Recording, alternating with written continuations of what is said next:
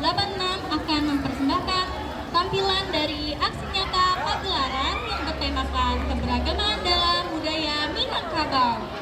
Tampilan hari ini akan terdiri dari 3 rangkaian utama, yaitu pertama, tari tradisional, kedua, drama budaya, dan ketiga, adat istiadat Minangkabau. Dan sebagai penutup, akan ada penampilan lagu daerah Minangkabau yang berjudul Kampung Nan Jauh di Mata. Semoga tampilan hari ini bisa menambah wawasan kita tentang budaya Indonesia. Langsung saja kita buka dengan tari piring, tarian khas Minangkabau yang penuh makna dan energi. Yuk kita saksikan bersama penampilan tari piring dari teman-teman kelas 86.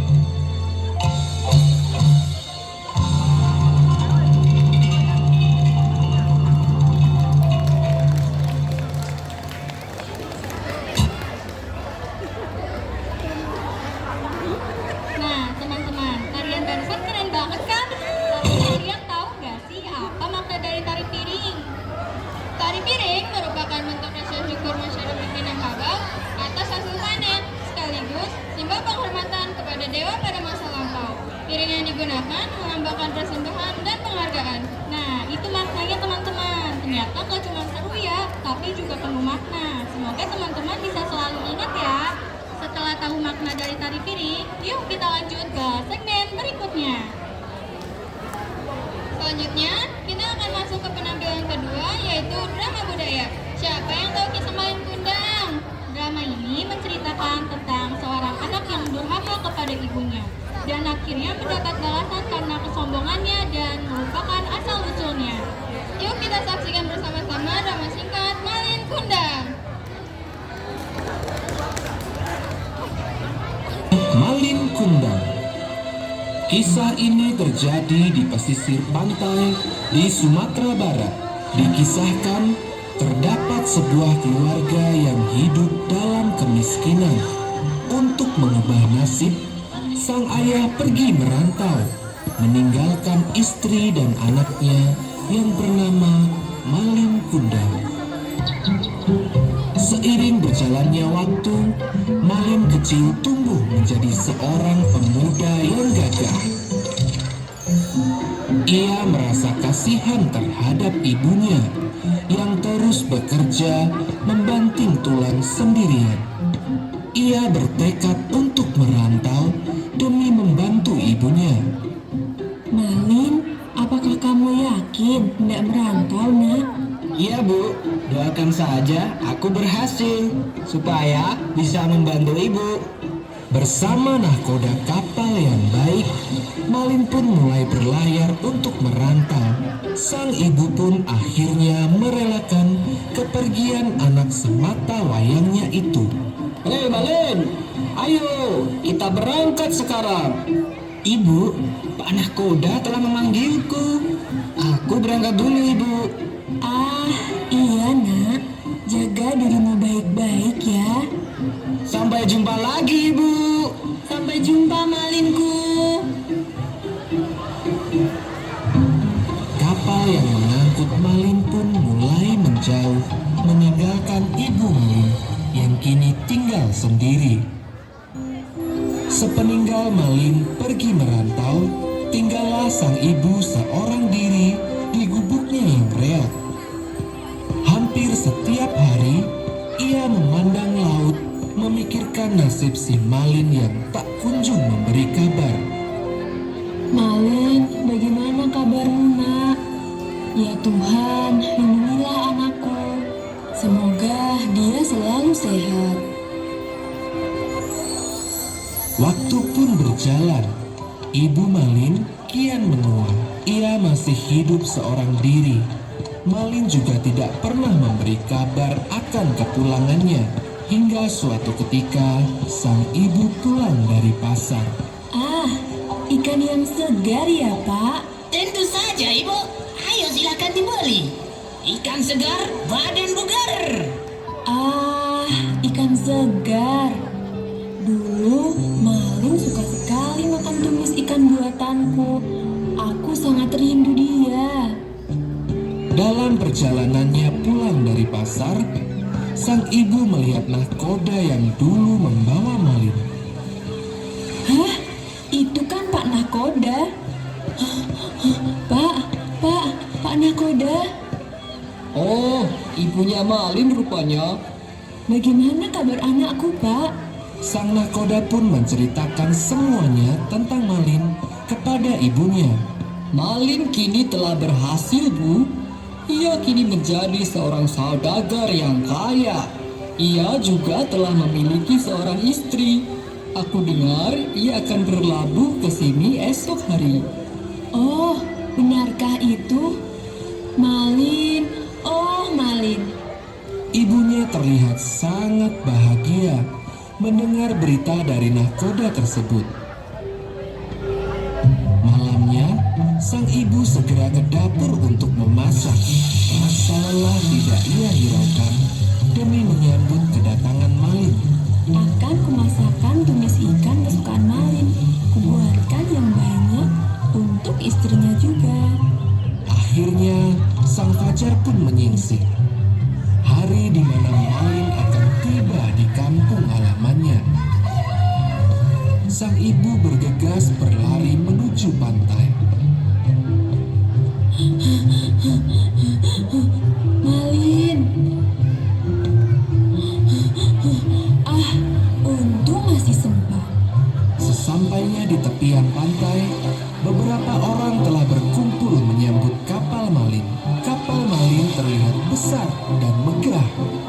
Ibunya terharu melihat kedatangan kapal tersebut. Ia sudah tidak sabar melihat anaknya yang telah lama pergi tersebut. Malin pun akhirnya menginjakkan kakinya lagi di tanah kelahirannya. Ia dan istrinya yang cantik terlihat turun dari kapalnya yang mewah. Tiba-tiba dari kejauhan sang ibu berteriak kencang. Malin, Malin anakku, kau sudah tumbuh dewasa rupanya. Hah? Sang istri Malin bertanya keheranan. Inikah yang engkau sembunyikan? Kau bilang ibumu kaya raya. Ya, bukan ibuku. Ibuku sudah tiada. Rumahmu semewah istana. Masa wanita itu yang kau sebut bunda? Ibuku sudah tiada, mewariskanku kuasa dan harta. Kau bicara apa, nak? Kita selalu berjarak dengan harta.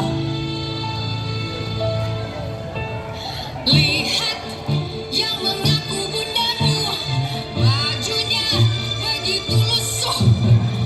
Tak mungkin ia sama dengan kaumku. Dia bukan ibuku. Andai pun ia masih ada, tak mungkin seburuk itu rupanya.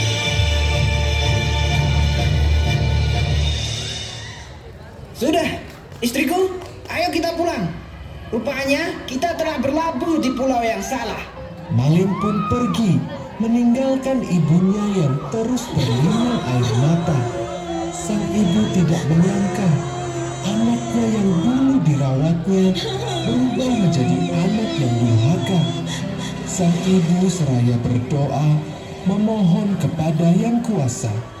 Ya Tuhan, apabila dia bukan anakku, aku akan memaafkan perbuatannya. Namun, apabila dia memang benar anakku, aku mohon keadilanmu. Seketika langit yang begitu cerah berubah menjadi gelap gulita. Sepertinya Tuhan menjawab doa sang ibu. Hujan badai yang dahsyat menghadang kapal Malin Kundang. Kapalnya mulai hancur akibat tersambar petir yang besar. Seluruh awak kapal terlihat panik. Sang istri pun meninggal tertimpa oleh tiang kapal. Kapal terus terombang-ambing di lautan lepas hingga menepi di sebuah pulau. Hingga secara perlahan-lahan kapalnya karam. Malin pun terdampar di sebuah pulau tersebut. Ia terlihat begitu lusuh tak berdaya. Apa ini? Kenapa tanganku membatu? Ia bersimpuh memohon ampun, namun terlambat. Maafkan anakmu ini, Bu. Seketika, sekujur tubuh Malin berubah menjadi batu. Itu adalah hukuman yang harus diterimanya karena durhaka kepada ibu.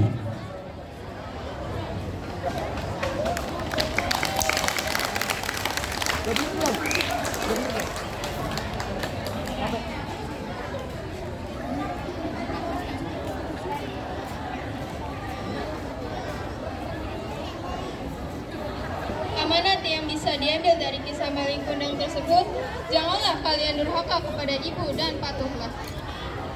Sekarang kita masuk ke segmen ketiga, yaitu adat istiadat Minangkabau. Yang akan kita tampilkan hari ini adalah makan bersama atau makan bajamba. Makan bersama adalah tradisi makan bersama dalam satu wadah, yang melambangkan kebersamaan, persatuan, dan kesederhanaan. Tradisi ini sering dilakukan saat acara adat, pesta rakyat, atau hari besar, dan menjadi contoh nyata betapa budaya Minangkabau menjunjung tinggi nilai kekeluargaan.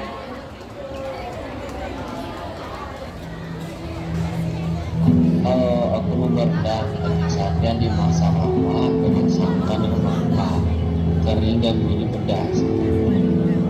Kalau aku membawa sate padang, sate daging atau jeroan, pakai kuah kental pedas, kuning atau coklat. Kalau aku bawa gulai tunjang. Gulai tunjang adalah kikil sapi, empuk, dan bersantan kental. Kalau aku membawa gulai ikan sepadan, ikan yang dimasak pedas asam tanpa sambal, segar dan berempah. Kalau aku ayam pop. Ayam pop adalah ayam rebus putih digoreng sebentar disajikan dengan sambal.